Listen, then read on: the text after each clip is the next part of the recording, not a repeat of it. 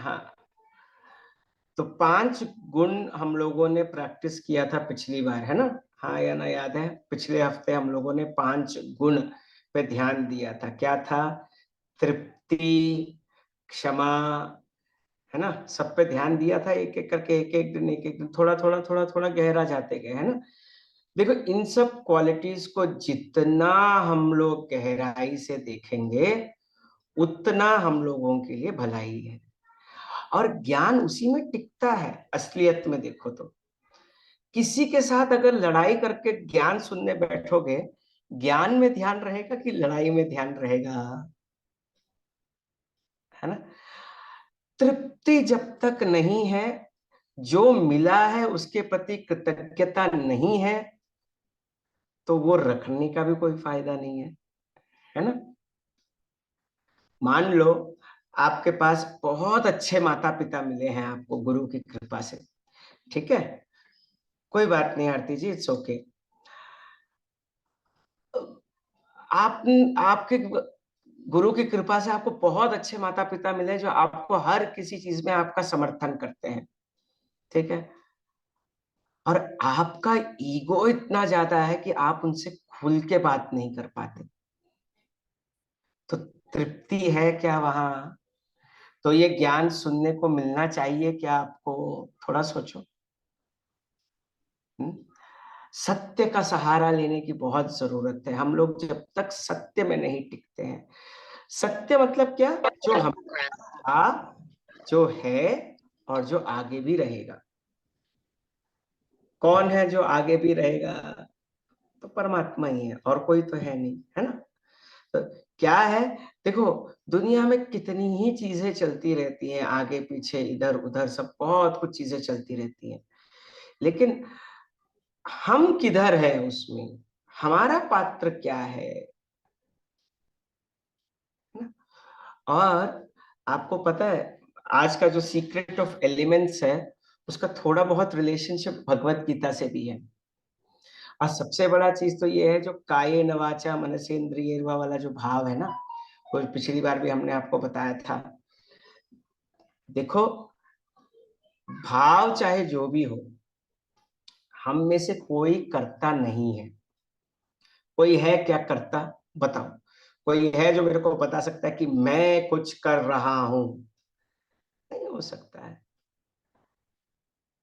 ना चावल आपने भिगोए, ना चावल के दाने आपने बीज बोए, ना आपने चावल के लिए पानी डाला, ना खेत में अन्न उगाया, ना ही आपने उसको घर में लाया। हाँ?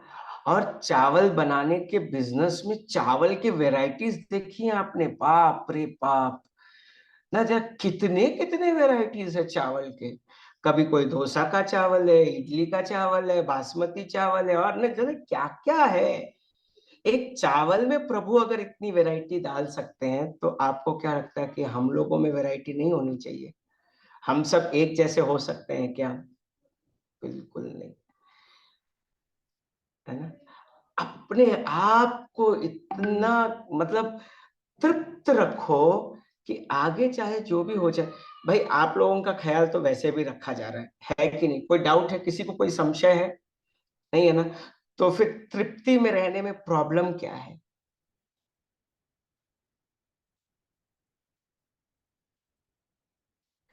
कितना दिमाग चलता है। मंथ एंड पे ईएमआई कैसे पे करेंगे, एग्जाम्स कैसे होगा? पढ़ाई करोगे तो एग्जाम्स अच्छा ही होगा, एग्जाम्स अच्छा होगा तो रिजल्ट भी अच्छा आएगा। एग्जाम की चिंता लेके रिजल्ट के बारे में सोचोगे, तो एग्जाम में क्या लिखोगे आप? वैसे ही यहाँ पर भी दुनिया में, है ना?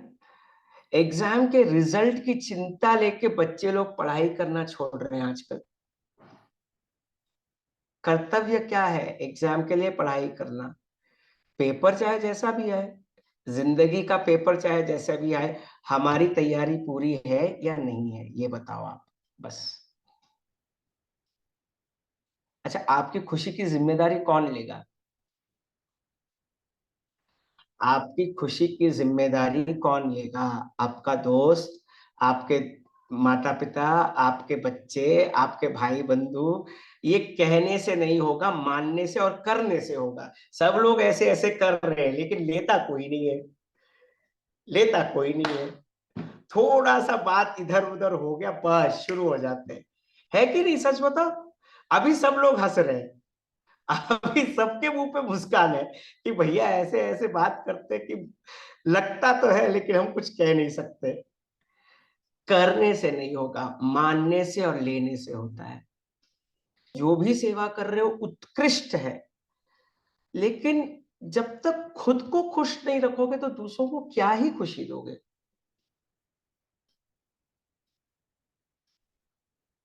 थोड़ा सोचो, मुंह लटका कर बोलोगे अजी आर्ट ऑफ लिविंग का हैप्पीनेस प्रोग्राम कर लीजिए बहुत खुश रहोगे, पहले बोलेंगे तुम्हारे मुंह में खुशी है क्या भैया? ऐसे सेवा कोई करता है क्या? भैया आपको पता है हैप्पीनेस प्रोग्राम करिए, आप इतने खुश और मस्त रहेंगे, गुरुजी आपकी सारी चिंताएं ले लेंगे।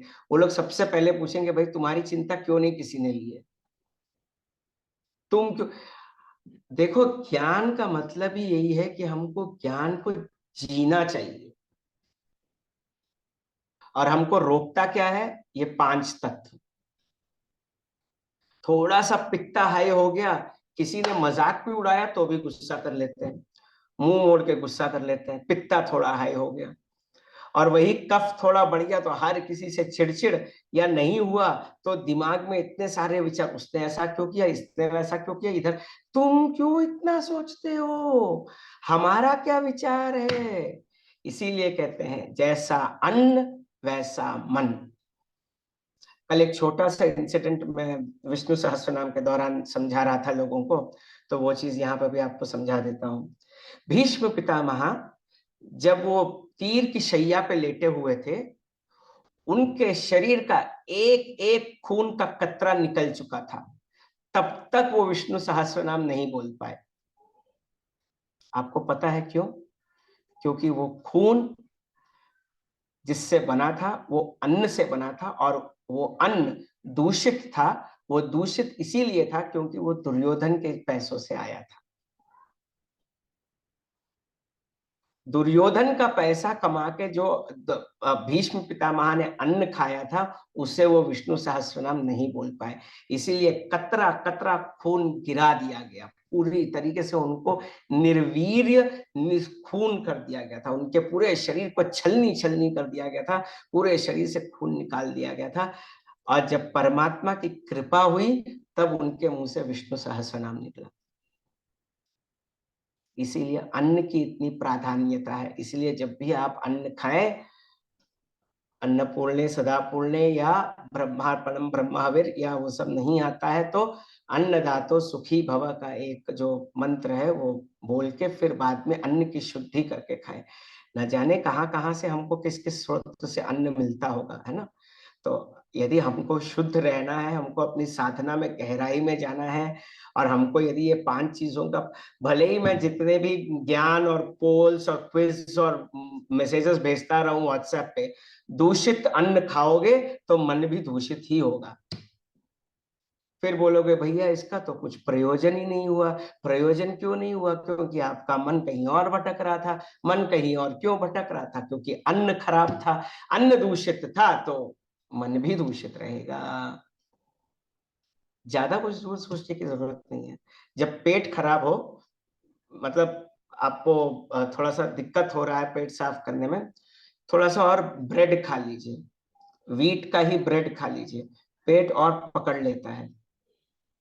जब वायु ज्यादा हो तो आप आलू खा लीजिए, फिर देखना आपका मन कैसे घोड़े की तरह भागता है। खाना संतुलित होना चाहिए, और उसी हिसाब से आपको हमारे लिए ध्यान देना चाहिए कि हमारा खाना शुद्ध रहे। हम्म? इसीलिए फाइव एलिमेंट्स में जो गुरुदेव ने कहा है ये थोड़ा लंबा चीज है, मैं इसलिए इसको थोड़ा धीरे धीरे लेके जा रहा हूँ, एक ही बार में नहीं लेके जा रहा हूँ, क्योंकि बहुत कुछ एक ही दिन में देने से, फाइव एलिमेंट्स वाला जो ज्ञान जो गुरुजी ने दिया है वो एक वीडियो तो 35-40 मिनट तक का है, उसमें भगवत गीता का पूरा सार बता दिया है कि जो भी आपसे हो रहा है वो आप नहीं कर रहे हो, वो आपके अंदर जो प्रकृति है वो करवा रही है। ठीक है ना।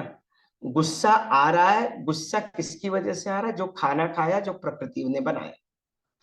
मिर्ची ज्यादा बहुत पसंद है, फास्ट फूड खाना बहुत पसंद है, खाओ, बढ़िया से खाओ, फिर बाद में जो भी प्रकृति करवाएगी करो, और फिर बाद में दुख भोगो।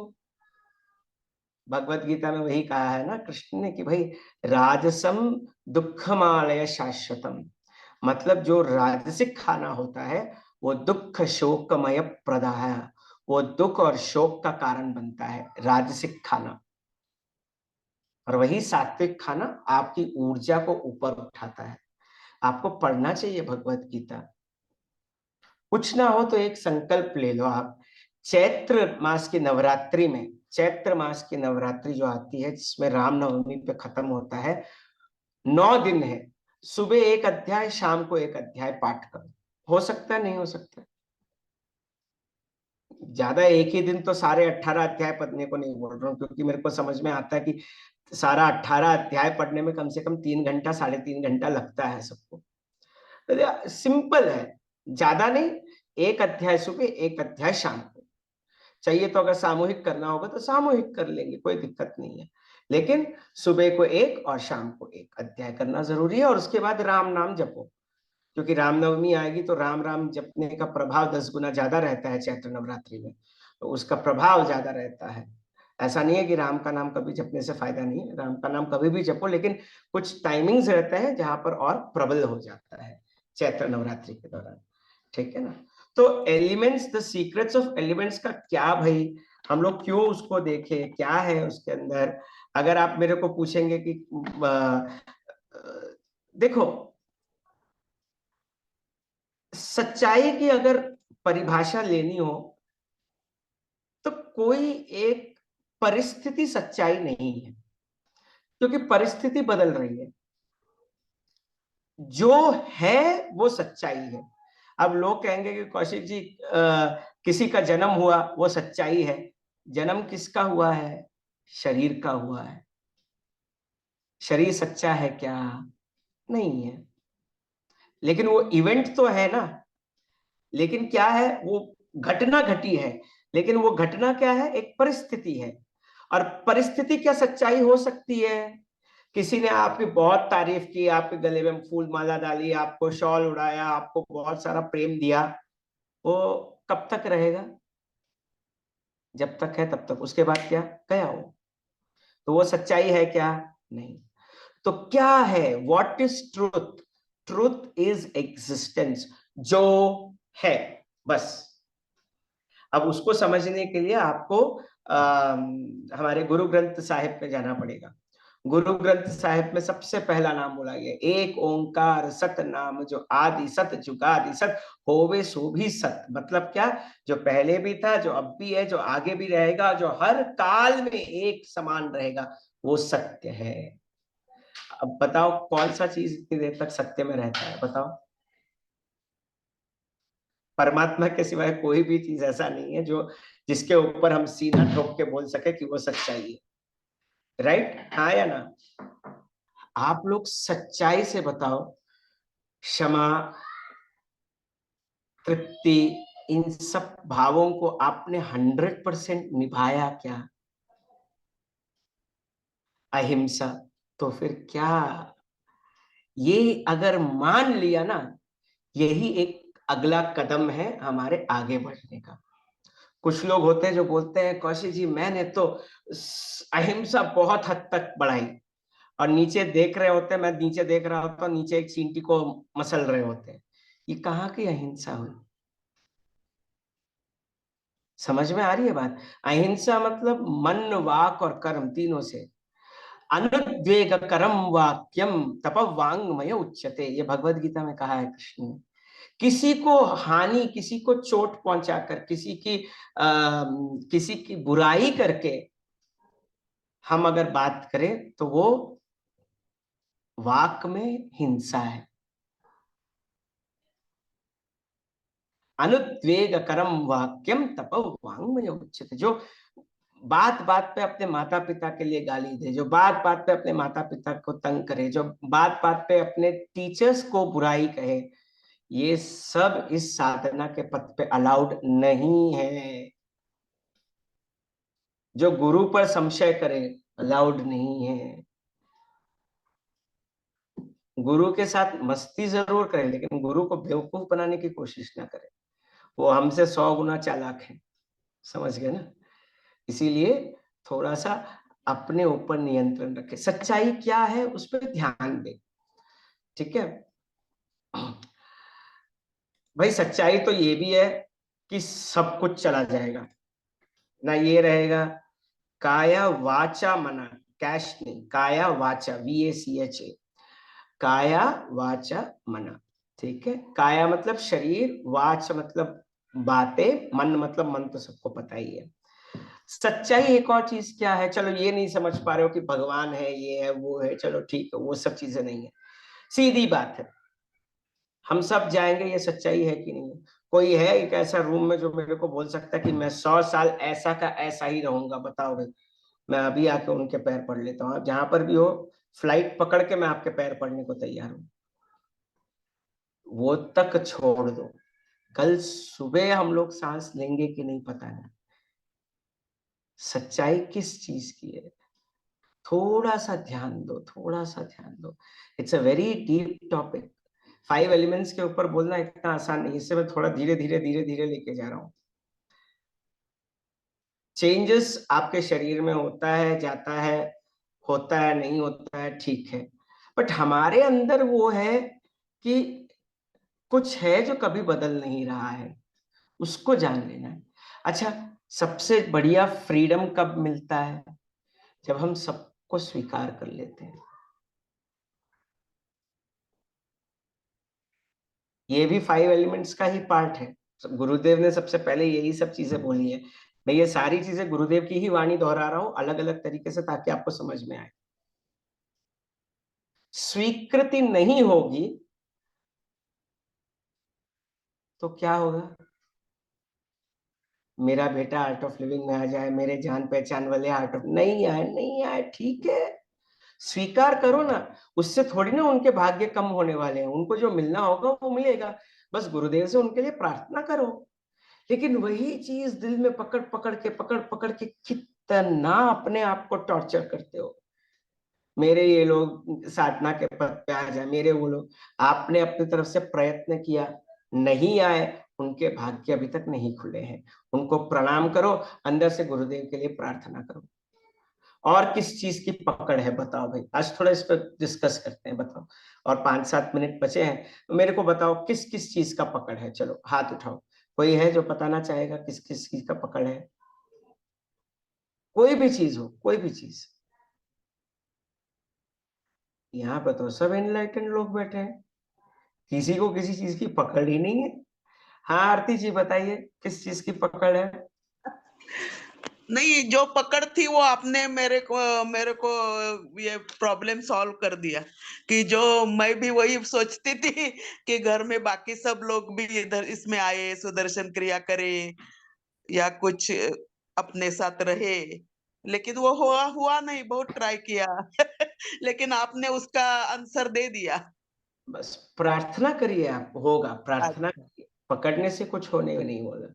पीपल अच्छा। Disrespecting the path. हाँ दीपाली जी आप कुछ बोल रही थी। Anupam ji welcome to you, just give me a second. हाँ दीपाली जी क्या है? हाँ, मैं ऐसे सोचती हूँ बहुत आध्यात्मिक साइड पे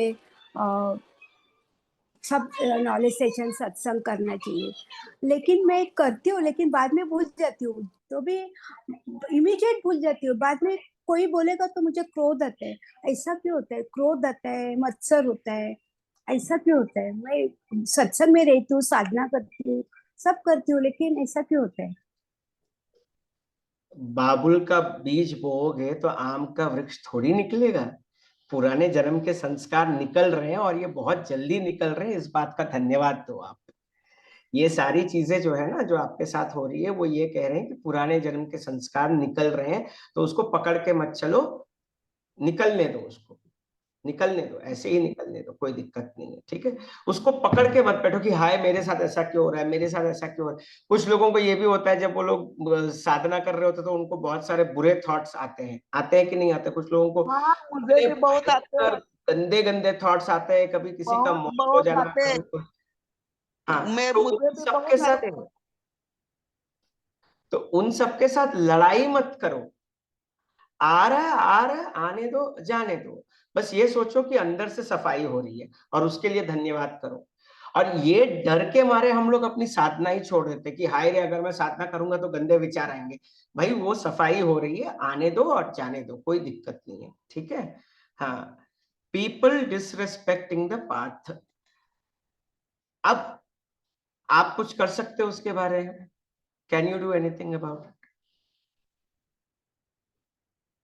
वो उनका है, तुम खाली उनके लिए अपनी कृपा से, अपने ऊपर जो कृपा हुई है उसको याद करते हुए उनके लिए प्रार्थना कर सकते हो। तुम्हारा क्या बिगड़ता है? कोई डिसरेस्पेक्ट करता है बात को। भाई जिसको रसगुल्ला और काजू कतली का रस नहीं चढ़ा है, उसको तुम चीनी चखाने जाओगे तो वो क्या ही करेगा? जिसने कभी जन्म में भक्ति ज्ञान वैराग्य को सुना भी नहीं है, उसको जाके बोलोगे कि तुम आंखें बंद करके बैठो, तुमको मोक्ष प्राप्त होगा, वो बोलेगा मैं मूवी देख लूंगा, उसमें मेरे को खुशी मिलेगी। क्या ही बोलोगे उसको? मेच्योरिटी नहीं है। बस प्रार्थना करो। भाई हर किसी में इतनी मेच्योरिटी नहीं है कि इस रास्ता, हाँ देखिए आ गए ना, बीइंग काइंड एंड ट्रूथफुल, सच बोलो। और भाई गुरुदेव ने, जब तुम इस रास्ते में पहले आए थे, तब क्या साधना के प्रति तुम्हारी उतनी रेस्पेक्ट थी? नहीं थी ना। नहीं थी। हर नहीं दिन थी साधना, हर दिन साधना करते थे? नहीं ना करते थे। तो दूसरों को क्यों लाठी लेके तुम लोग जोर करते हो कि साधना करो? उसका जो टाइम रहेगा वो करेगा। समझ गए ना? उनके लिए प्रार्थना कर सकते हो। किसी को गला दबा के साधना करने को बोलोगे, वो उल्टा भाग जाएगा। नहीं कर रहा, नहीं कर रहा, तुम प्रार्थना करो कि गुरुदेव कर कृपा करो, बस, और कुछ नहीं। और जिसका एक बार आंख खुल गया, वो मर भी जाएगा तो भी इस रास्ते में टिका रहेगा। जिसको एक बार जरा से भी गुरु की कृपा और गुरु तत्व का महत्व समझ में आ गया, जिसने गुरु तत्व का चमत्कार एक बार अपनी जिंदगी में देख लिया, वो कभी जाएगा ही नहीं। समझ गए ना अनुपम? तो चिंता मत करो, उन सबका टाइम जब आएगा तब आएगा। अब हम लोगों ने कितने लोगों के लिए कोशिश किया था रास्ते में लेके आएंगे, रास्ते में वो जाने न जाने कहीं और जाके हैप्पीनेस प्रोग्राम करके 2-2 एडवांस कोर्स करके भी आ गए। हुआ है कि नहीं हुआ? कितने लोगों के साथ हुआ ऐसा? तो फिर अरे कहाँ पीपल डिसरेस्पेक्टिंग द पाथ? न गुरुजी को कोई फर्क ही नहीं पड़ता है, हमको क्यों फर्क पड़े? प्रेम से रहो ना। देखो सब कुछ तो जान नहीं सकते, सब कुछ मान नहीं सकते। थोड़ा जान के चलो, थोड़ा मान के चलो, प्रेम से सबको गले लगाते चलो। बी काइंड, कृपा करो उन पर भी, है ना। देखो जब हम लोग कितना दूसरों चीजों के ऊपर इतना भरोसा रखते हैं, मैं पैसा कमा रहा हूँ, मैं जॉब कर रहा हूँ, मैं ये कर रहा हूँ, मेरे पास ये है। वो अमिताभ बच्चन का एक डायलॉग है ना, मेरे पास गाड़ी है, बंगला है, तुम्हारे पास क्या है टाइप्स। तो हम लोग भगवान को ऑर्डर करते हैं कि मेरे पास पैसा है, मेरे पास ताकत है, मेरे पास ये है, तुम क्या दे रहे हो? एक दिन अगर उस परमात्मा ने अपनी प्रकृति का विलास कर दिया, तुम्हारे पास जो कुछ है सब कुछ मिट जाएगा भाई, सब कुछ मिट जाएगा।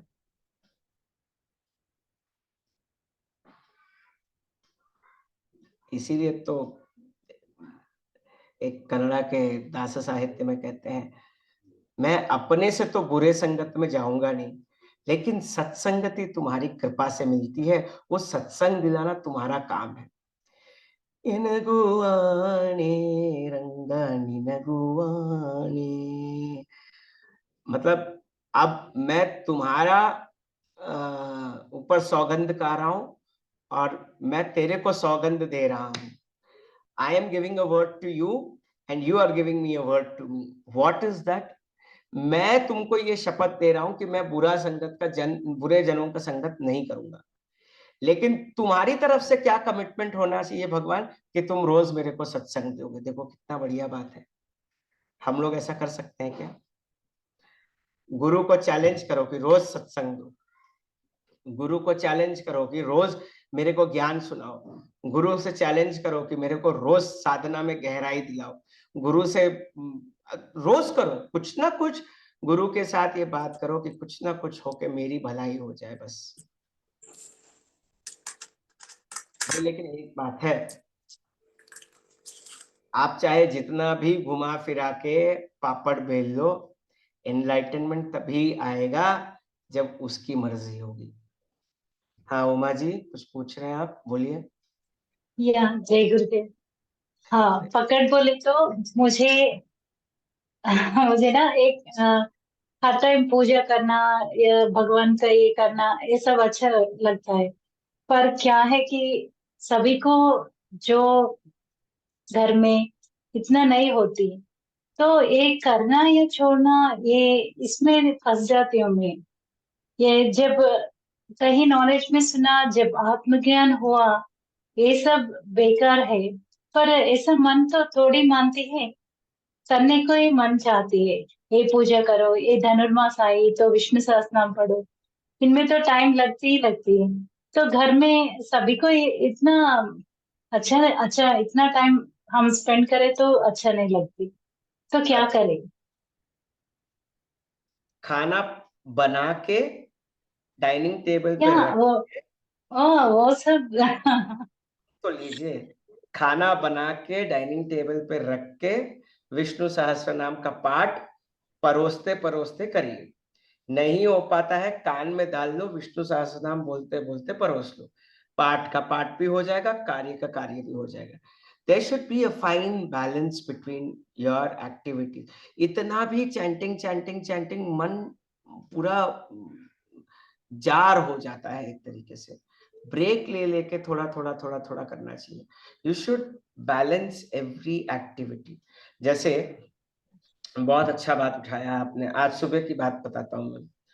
मेरे माता पिता आज सुबह पूजा कर रहे थे, एकादशी के बाद आज द्वादशी था, तो द्वादशी का व्रत तोड़ना था उनको। तो द्वादशी का व्रत तोड़ेंगे कैसे, घर पे कोई खाना बनाने वाला तो होना चाहिए, राइट। तो मेरी वाइफ कहीं और किसी काम से बाहर गई हुई थी, तो मैंने क्या कहा उनको, मैंने कहा कि मैं खाना बना देता हूँ, और मैंने उनके लिए खाना बनाया, ऑफ कोर्स शौच वगैरह करके, फिर बाद में मैंने उनके लिए खाना बनाया, फिर मैं अपना जप और तप के लिए बैठ गया। तो जैसे ही उनका खत्म हुआ तो वो लोग खाने के लिए बैठ गए, फिर मैंने जप तप किया। तो वहां पे बैलेंस करना सीखना चाहिए। रात को भी, अभी भी सेशन शुरू होने से पहले मैं किसी और सेशन में अटक गया था, तो मैंने इन्फॉर्म कर दिया। प्लानिंग बहुत जरूरी है। ये नहीं कि सुबह 24 घंटे आप विष्णु सहस्त्र नाम पढ़ते रहो, ना ना ना ना ना, थोड़ा थोड़ा करो। अधिकस्य अधिकम फलम। We know expectations is not being expecting something. एक सेकेंड, तो मुझे बैलेंस एवरीथिंग, ओके। थोड़ा थोड़ा बैलेंस करिए। और जो पार्ट आपको लगता है कि मैं इसको छोड़ सकती हूँ या बाद में कर सकती हूँ, सारे इंपॉर्टेंट काम खत्म करने के बाद जब बाकी घर वाले रेस्ट ले रहे हो, तब आप कर लीजिए। You can do that any time, but you need to balance it. लेकिन उनके साथ झगड़ा करके यदि आप भगवान की प्रार्थना करोगे, तो वो तो घर में दुश्मनी मोल लेके भगवान की प्रार्थना करना बुद्धिमानी का काम तो नहीं है ना। तो प्रेम से रहो, और रोज उनके साथ उठना बैठना है तो बैलेंस करके चलना पड़ेगा। मैंने आपको अभी एग्जांपल दिया, मैंने घर में कैसे किया है ना। पद्मश्री जी ने पूछा है, जय गुरुदेव भैया, we know expectations is not being in the present moment, expecting something from the people is also because of past impressions. Yes, that is right, Padmashri ji. You are right. Our expectations also is because of past impressions. You are right. So Uma ji, आपके सवाल का जवाब दे दिया ना मैंने, कि कुछ और बचता है। क्लियर हुआ कि नहीं आपका उमा जी? हाँ, क्लियर हुआ। यस। बैलेंस। और भैया सबके लिए वो बहुत अच्छा आंसर था आपका, सबको भी उसका उपयोग हो जाएगा। बिल्कुल, जो आप कर सकते हैं वो आप करिए, नहीं होता है। हाँ दीपाली जी, आप कुछ पूछना चाहती हैं, बोलिए। भैया ईगो तो इतना है ना, वो पूछो मत, इतना ईगो है। एंजॉय करो ना ईगो का, देखो, जब झेल नहीं सकते। अच्छा, बच्चों में भी अपना ईगो होता है, इसीलिए पुराणों में दो चीजें कही, एक बाल हट और एक स्त्री हट। इन दोनों के सामने झुकना ही पड़ता है ना। अब बाल हट बच्चा कहेगा कि मेरे को आइसक्रीम चाहिए, तो कुछ भी हो उसको आइसक्रीम चाहिए तो चाहिए, है कि नहीं। तो उसमें उधर युक्ति लगा के हम लोग उसको बोल देते कि देखो आइसक्रीम खाओगे, डॉक्टर के पास जाओगे, डॉक्टर इतना बड़ा सुई लगाएगा, तो फिर बच जाते हैं। अब ईगो जो है वो यदि किसी का नुकसान पहुंचा रहा है क्या, वो देखो। ईगो भी दो तरीके का होता है, जो केवल हम कहें वो सही है, जिसकी वजह से दूसरों का नुकसान हो, वो नहीं होना चाहिए। दूसरा ईगो है कि मैंने कहा है इसीलिए चलना चाहिए, वो गलत है। फर्क समझ में आ रहा है आपको? मेरे कहे अनुसार चाहे दूसरों का नुकसान भी हो जाए, लेकिन वही होना चाहिए, दैट इज रॉन्ग ईगो। लेकिन हमारी ईगो से यदि किसी का फायदा होता हो तो उसको समझाने की युक्ति लगाओ। आपको एक बहुत अच्छा चीज कहानी बताता हूँ, गुरुदेव के साथ एक बार हुआ था। वो उधर ईगो की बात नहीं हुई थी, लेकिन एक तरीके से खेल था भक्त और भगवान के बीच में, देखने का बड़ा आनंद आया। एवं मणिकंठन भैया थे और गुरुदेव थे, दोनों बैठे थे आमने सामने। तो इंडिपेंडेंस डे था, तो मनी भैया ने कहा कि आज सारे जहां से अच्छा से शुरू करेंगे। गुरुजी ने बोला नहीं, महागणपति शुरू करो, गणपति का भजन। आंख बंद करने ही वाले थे, फिर मनी भैया ने टोक दिया, गुरुदेव आज इंडिपेंडेंस डे है। गुरुदेव ने बोला गणपति का भजन। चुप होना चाहिए था। मनी भैया बोले आज हम भी पूरा चिढ़ाएंगे गुरुदेव को। तो बोले गुरुदेव बहुत सारे लोग बहुत जगहों से आएंगे। हाँ वो आते रहेंगे, आप गणपति के भजन से शुरू कीजिए। अब 3 बार बोलने के बाद तो उनमें भी सामर्थ्य नहीं बढ़ा कि वो विरोध कर पाए, है ना। तो इसीलिए उस समय उन्होंने गणपति का भजन। तो इसीलिए कहते हैं कि यदि किसी का भलाई होता है तो उस ईगो में टिकना अच्छा है, लेकिन अज्ञान में ईगो में टिकोगे तो वो हानिकारक है। किसी की हानि हो रही हो वैसा ईगो मत रखो।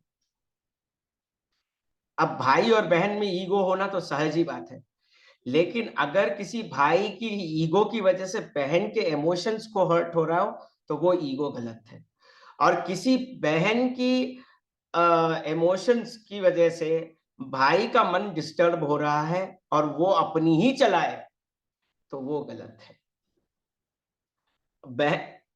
लड़कियां जनरली या नारियां जनरली बहुत भावुक होती हैं, उस भाव में जो वो कह देती है तो होना है तो होना है।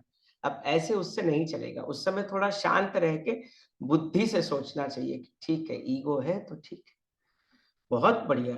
ऐसा मनन सेशन होना चाहिए। आई एम वेरी हैप्पी, ऐसा मनन सेशन होना चाहिए। ये नहीं कि खाली मैं ही बोले जा रहा हूँ आप लोग नहीं, ये पूरा चीज एक तरीके का डिस्कशन। ईगो कहाँ कहाँ और देखो एक ही पल में ईगो क्रश हो जाएगा। कब? जब शरीर छूटेगा। उससे पहले अपने आप के ईगो को छोड़ दो ना। जब समझ में आ रहा है कि इतना ईगो है तो पकड़ के क्यों चलना। किसी और का ईगो है वो देख लेगा, सब जगह तो वैसे ही परमात्मा खेल रहा है ना। अच्छा ईगो क्यों आता है? क्योंकि किसी ने आपको बुरा भला कह दिया। अब किसी ने बुरा भला क्यों कहा? पिछले जन्म का कुछ पोस्ट कार्ड बाकी रह गया होगा, वो देने आ गए हैं, दे दे खत्म करने दो ना, क्यों करते हो उसको। देखो भक्त वही है जो संपूर्ण रूप से सब कुछ स्वीकार कर ले। गाली दे तो गाली स्वीकार करे, सम्मान दे तो सम्मान स्वीकार करे। आसान है, समझ में आ गया? समझ में तो आ गया भैया, उतारने में बड़ी मुश्किल होगी। तो क्या कर रहे हो फिर अष्टावक्र गीता में? करो ना, वही तो करना है। दिक्कत होती है तो एक बार मुझसे बात कर लीजिए, फोन नंबर तो है ही आप सबके पास। एक बार फोन घुमा दीजिए, भैया ऐसा हो रहा है क्या करें। कभी हमने किसी का फोन टाला नहीं है आज तक। बस करो, फिर बातचीत करो, है ना। खुश रहो बस, ईगो वीगो इतना सॉल्यूशन आप बता रहे हैं, इतना सॉल्यूशन आप इतना इजी बता रहे हैं, उसके ऊपर हमने चलना चाहिए। वो अभी हमारा काम है। वो बहुत तो अच्छा। आपको करना ही पड़ेगा। वो अब देखो जहां तक हो सकता है आसानी से अष्टावक्र गीता को जितना इजीली डिकोड कर सकते हैं कर रहे हैं। अब आपको फॉलो करते रहना है। बराबर है। बी सिंसियर, मेरी एक ही रिक्वेस्ट है कि जो कुछ भी सीख रहे हो सिंसियरली सीखो।